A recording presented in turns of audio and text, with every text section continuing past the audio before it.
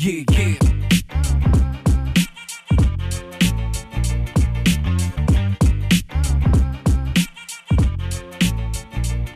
Hey, what is up guys, MKBHD here. So what makes a good smartphone camera? It's just, more megapixels is better, right? No.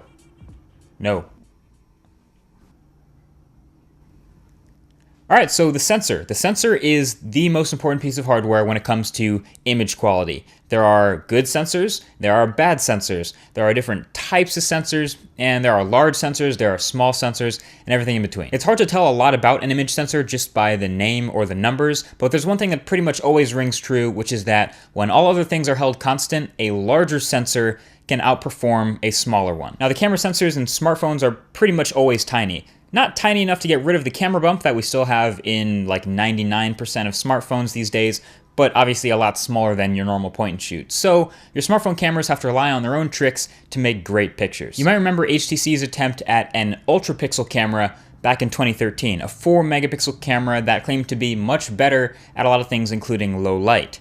Here's why. A sensor is a piece of hardware responsible for turning all the light that hits it into electrical signals. And you can kind of think of it like a grid of pixels. The larger the sensor, obviously the larger the pixels, and the more sensitive it can be to light. But all these smartphone sensors are all pretty tiny, so HTC instead went with way less pixels so that the individual pixels are much larger for better low light performance. Now 4 megapixels is still enough to have a decent amount of detail if you don't zoom in at all, but most of the time we see smartphones at the other end of the spectrum with 12, 16, 18 megapixel sensors, which gives you a ton of detail, but obviously they will suffer a little bit more in low light. Alright, so in front of the sensor is all the glass and all the lenses through which light has to pass to hit the sensor. Aside from the quality of the glass, the spec that matters the most here is the aperture. Smartphone cameras are all fixed aperture lenses, and generally the bigger the better, because the more light you can let in. So the best smartphone cameras now have f2.0, sometimes even f1.9 or f1.8 apertures, which is great for letting, like I said, a ton of light in and also getting a little bit of separation between your foreground and background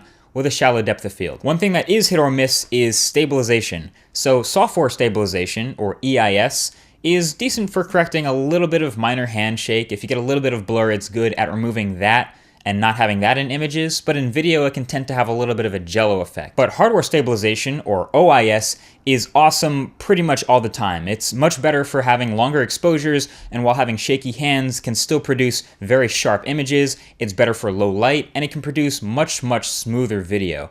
Not every smartphone uses OIS, and not every sensor is even compatible with it, but when it is possible, it's preferred. Now, aside from that, you don't really need to pay too much attention to like the number of lens elements. That number has been boasted about before, but doesn't really tell you too much about the quality of the camera. And the flash design, I wouldn't pay too much attention to that either. Sometimes you can get something interesting like a ring flash, or a dual LED flash, or even a xenon flash, but for the most part, I avoid using a flash with smartphone pictures in the first place anyway. And from there, it all comes down to processing. Every smartphone camera processes the images that come from that sensor a little bit differently. Some do a little bit more sharpening, some do less. Some do a little bit more noise reduction, and some do a little bit less. Some shift towards warmer colors, some shift towards cooler colors, some crank up the saturation, others keep it pretty tame. Some favor a bright exposure, some keep it a little bit underexposed. But the one thing about photos is it's all subjective. So you might have a smartphone that takes an objectively more accurate photo,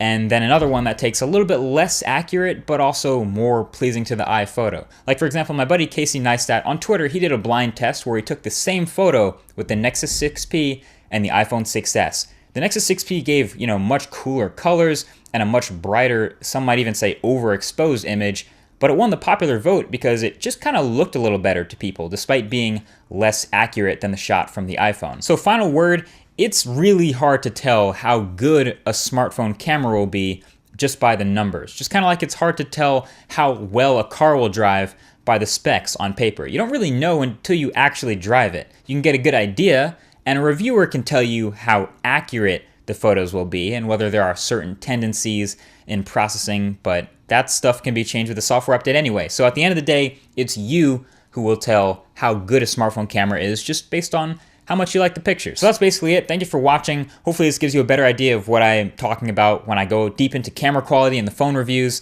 And there are more reviews right around the corner. So thank you for watching this one, and I'll talk to you guys in the next video. Peace.